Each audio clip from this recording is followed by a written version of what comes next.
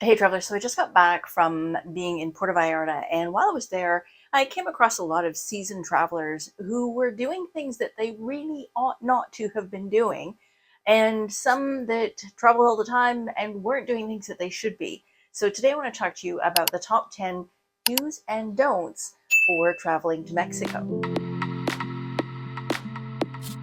Pay attention to the signage. I know sometimes it's difficult because it's written in Spanish, but it's pretty clear when there's a picture of a crocodile on the sign that you may be in an area where there's a potential for a crocodile to be in the vicinity.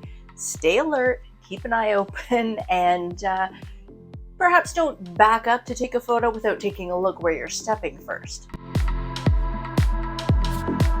You might have seen a lot of these fish spas at different resorts or in town. They used to be hugely popular, and you'll recall about 5 or 6 years ago, they really started to disappear.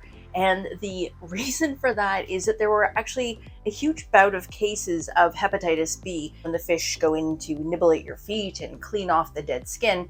Well, sometimes there was transfer between one person and the next. If you haven't been inoculated against hepatitis B, I strongly advise that you consult with your doctor before undergoing a little spa treatment like this.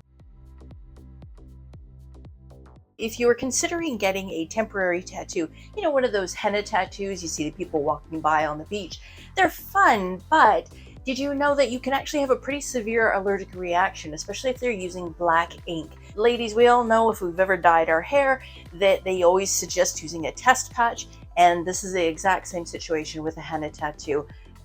Don't ruin your holiday by having a bad reaction to a tattoo. You're going to want to avoid the shark tank, and this is what is commonly referred to as that bit of corridor when you're in the airport. Just before you reach the outside, this is where all the timeshare salespeople lurk and hover. They can be very, very aggressive. They'll yell at you, they'll stand in front of you, blocking your exit, and demand to see your paperwork. Just ignore them, pretend you don't speak the language, or, I don't know, just grin and say thank you, and carry on past them, because if they stop you, they will offer you some freebies, maybe a free ride or a free tour or something. Usually it's a kind of a garbage tour, and the other thing is that it's going to require you to attend a timeshare presentation, typically run for 2 to 4 hours, if not more, and can be a very stressful experience. Just be aware of it, head down till you get outside. Once you're breathing fresh air, you're free. Now, of course, once you get outside, you're probably thinking, yeah, I'm in Mexico. I want to have a cerveza. I want a nice frosty beer to kick off my trip. Ask what the price is before you buy. I should know better. I mean, I've been to Mexico a million times, but I was thirsty and I simply asked for 2 beers. They were, in fact, roughly $15 American each. So, I mean, they were tasty, but they weren't that good. Now, as you walk through town, of course, you're going to encounter people that are trying to get you into their shop, and they're using different tactics to do so. And one of the latest ones that they are using is to call out to you and say, hey, come into my shop. I work at your hotel. I'm the bartender. Don't you recognize me? Usually I found this to be a complete scam, especially, if you've only been at the hotel for one night. You kind of know who the bartenders are or were that you were interacting with. It's basically just a line that they're using. Keep walking, no gracias, no thank you, and keep on moving on with your day. Now, that said, they do also recognize the wristbands. When we were staying in Puerto Vallarta last week, we were at the Sunset Plaza Resort, and it had a very pretty sort of braided bracelet. But of course, it stood out amongst all the black, purple, gray bands that other people were wearing from different resorts. If you're at a resort where you have to wear one, then just be aware that if they're calling you out and saying, hey, I know you from Sunset Plaza Resort, again, this could be a bit of a scam. And in fact, they might not know you at all. Now, if you're going to go for a wander downtown and you're not really familiar with the area, or you're going to be buying stuff and you're just not sure what the exchange rate is, I highly recommend that you use an eSIM. And it's something that you can attach to your phone You don't need to actually physically plug anything in. It's all done electronically. I'm going to attach a link for a promo code in the description down below. When you use it, if you sign up, you get $3 off your next purchase. I do get a kickback as well, so it's a win-win for both of us. And it means that you can be connected to data. It works for a set amount of time. You choose the amount of data that you need. I find them really inexpensive. There's plenty of eSIMs out there. This one's easy to use. It's reliable. I've used it in 4 different countries so far, and it's been great. And it is really high-powered internet service. So I definitely recommend to check it out.